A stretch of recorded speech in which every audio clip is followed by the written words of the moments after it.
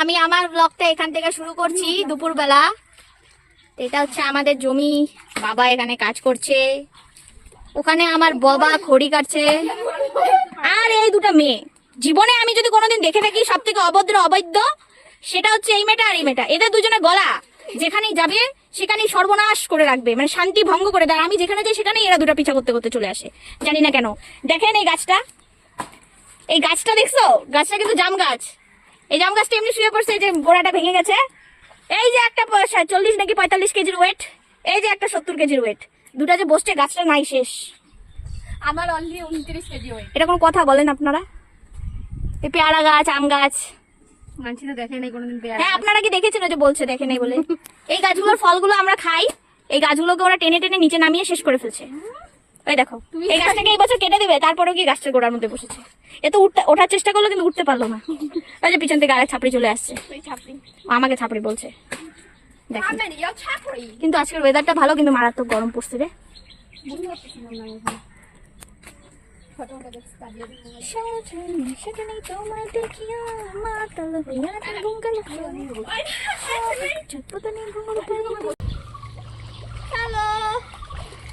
দেখেন আমরা এভাবে বসে বসে এখানে তাই করি, আকাশ দেখি, গাছ দেখি, জমি জায়গা দেখি, শুধু সবই দেখি, শুধু সবই দেখি, কিন্তু কাদা মাটিতে নামি না।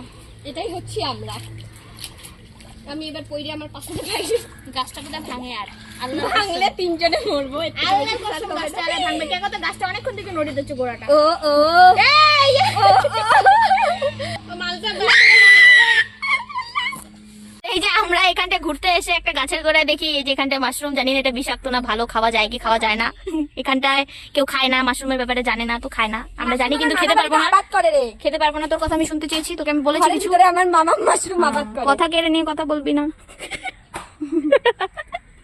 কথা কেড়ে নিয়ে কথা বলার অধিকার আমি কাউকে দেইনি। এই গাছের একবার জাম হয়েছে, জাম হয়ে সবাই খেয়ে শেষ করে ফেলছে, আবার ছোট ছোট জামের ফল ধরছে। আমরা এখানটায় ঝগড়া করছিলাম 4 জন মিলে, জানি না এটা কোথা থেকে আসে, এখানে দাঁড়ায় আছে, ভাগতে বলি তো যায় না। না না, এটা বাড়ির কুকুর আমাদের। ওই দেখো, আল্লাহ দেখো একবার। ইস, আর পারছি না, আমার পায়ের মধ্যে পিঁপড়া কামড় দিয়েছে রে। পারবো না, এত ফটো ফটো তুলতে পারবো না রে। না না পারবো না, অসম্ভব। ওটা কি গাছ?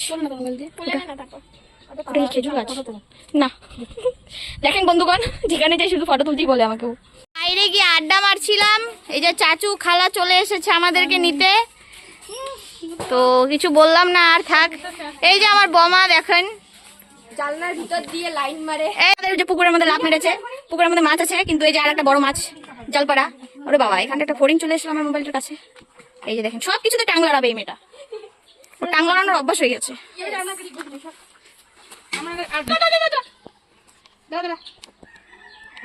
রেডি 1 2 3। ও ভাই ও ভাই ও সেই সেই সেই ব্যাপার তো। কাশ আমিও যদি সাঁতার কাটতে পারতাম। নিনজা টেকনিক দেখেছো? বালতিটাকে উল্টো পাশে মুখ করে দিয়ে এখন সাঁতার কেটে বেড়াচ্ছে। দেখো, দেখা তো বালতিটা, ওই দেখো বালতিটা উল্টা করে দিয়ে।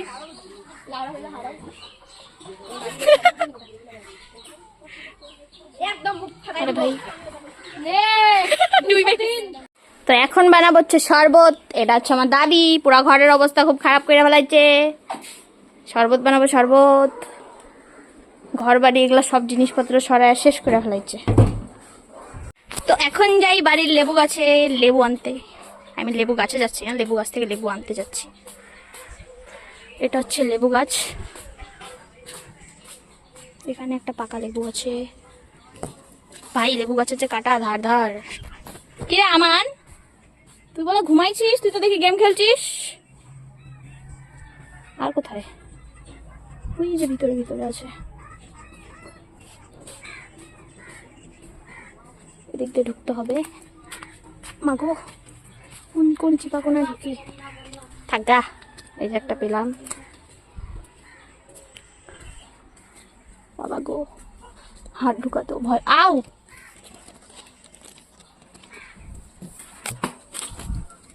মা। আর ওই ভাই, ওটা অনেক বড় তো। আগো, বাহ, যাক, একটা করতে করতে আর একটা পেয়ে গেলাম। এটা অনেক বড়, আসলে মাই গড, আউ অনেক বড়। আরে পাইলাম, ভিতর থেকে নিলাম একটা। তো এই হাতে আরো দুটো আছে, 4টা লেবু নিয়ে যাচ্ছি লেবু রস করতে।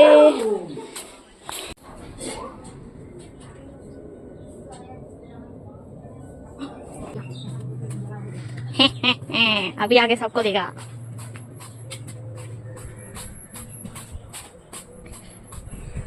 এখন যাচ্ছি বাবাকে দিতে শরবত।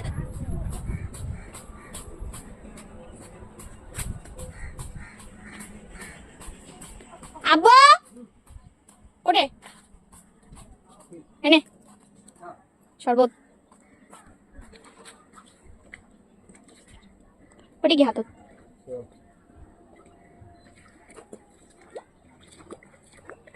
সাদা রঙের বলগুলা টাক টাক করে আওয়াজ হয়। নে।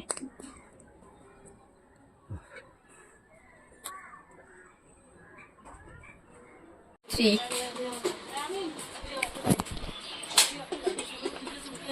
ছি, ছি, ছি, ছি।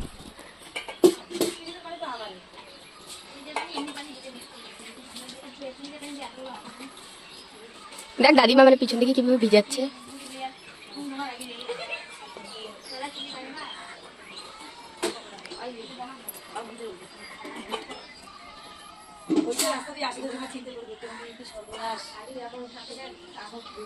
কেউ তো রিভিউ দিলে না কেমন হয়েছে।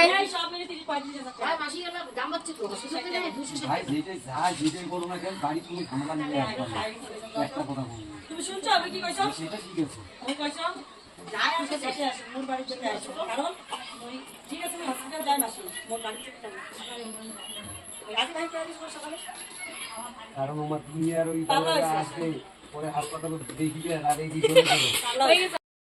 ব্লগ আমি এখানে শেষ করছি, দেখা হবে নেক্সট ব্লগে। টাটা, সবাই সাপোর্ট করবা, বাই বাই।